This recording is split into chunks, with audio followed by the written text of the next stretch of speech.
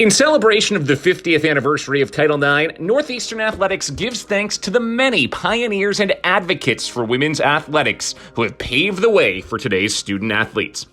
50 years later, members of the athletics community reflect on the personal impact of the legislation, the legacy of Title IX at Northeastern, and the work that remains. Pre-Title IX, 1 in 27 girls participated in sport. That's compared to today, when 2 in 5 participate. What an enormous change that's been over the last 50 years, and it's definitely related to Title IX. Title IX was actually written for education and for sports. And so it was being able to pick up the part of it to include athletics that really brought about the change for women.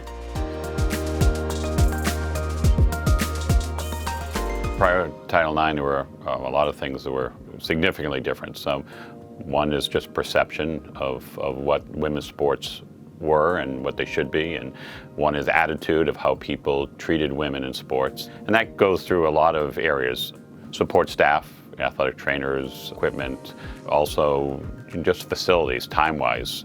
There were opportunities to train compared to when the men got to train. So there were a number of areas across an array of different opportunities that were limited for the women. I'm really proud of Northeastern University and Northeastern Athletics and what they stand for. And one of the greatest pioneers in athletics here at Northeastern was Janice Swanson. She started the swimming and diving team for both the men and the women. She participated in swimming and diving, tennis, lacrosse, field hockey, and rowing. So she had an impact as a great pioneer in all those areas. And she made the strides of trying to improve women's athletics and the perception and the attitude that Northeastern has to that. So I'm really proud that that's continued to grow since Janice left, and today, we are an athletic department that really, truly treats all our athletes equal. Before, there was practically no opportunities for women. Many schools had men's programs that they would let women maybe participate on. I was recruited by a few men's colleges to swim on their men's team, but there was no women's team at those schools. The opportunities for female athletes to participate in sport at Northeastern has significantly changed over time. It's gone from just the ability to participate to the ability to thrive.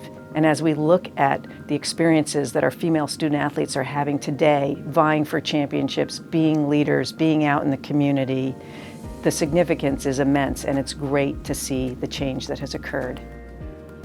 Northeastern was probably one of the pioneers in bringing women in, and Dean Allen and Marjorie Bouvet approached Northeastern because they were looking to maybe bring in women to the university at that time. It's been pretty much just a men's university up until then. So they came over and they had a basketball team, they had a field hockey team, so already those programs were built in.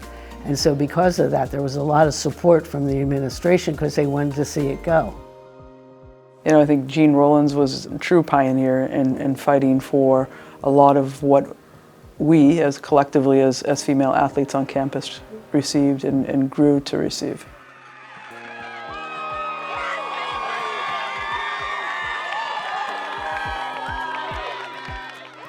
I think the biggest thing is making administrations aware of what women can offer to their universities and colleges through their sports programs, through their academics. Northeastern should be very proud of the academic record that they are achieving for their athletes. Looking forward to the next 50 years, the opportunity to continue to empower girls and women as leaders in sport and everywhere in society.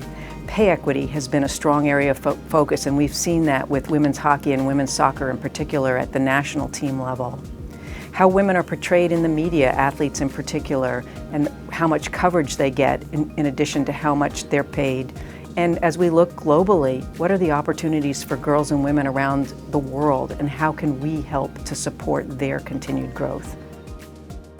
Well, we just need to be aware of what opportunities are being given to all the athletes and make sure that everyone has equal access. And I know that's a priority within our athletic department.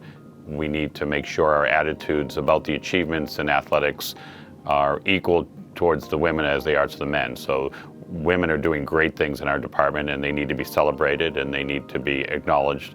and I believe those are happening and need to continue to happen.